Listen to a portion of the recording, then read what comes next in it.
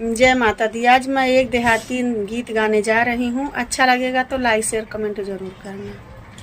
बिना नैना कजरवा ना सोहे राम, बिना नैना कजरवा ना सोहे राम। जिस मैके में बापू नहीं है, जिस मैके में बापू नहीं है, बिना बपैया दरवा के करी है राम, बिना बपैया दरवा के करी है राम। बिना नैना कजरवा के ना सोहे राम, बिना नैना कजरवा ना सोहे राम।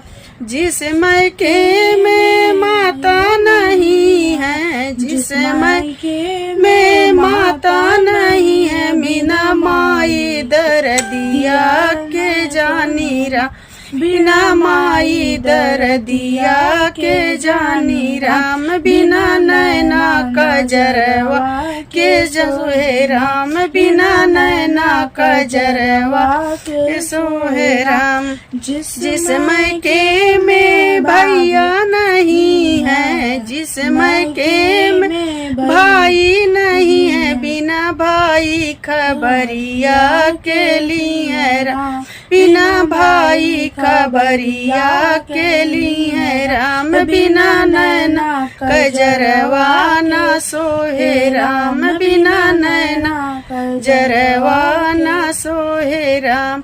जिस मैके में भाभी नहीं है, जिस मैके में भाभी नहीं है, बिना भाभी गठरिया के बानी राम, बिना भाभी गठरिया के बानी राम। बिना नैना कजरवा ना सोहे राम, बिना नैना कजरवा ना सोहे राम। जिस मैके में बहना नहीं है, जिस मैके में बहना नहीं है, बिना बहनाया सुइया के पोछिए राम, बिना बहना आसुइया के पोछिए राम। बिना नैना कजरवा ना सोहे राम, बिना नैना कजरवा ना सोहे राम।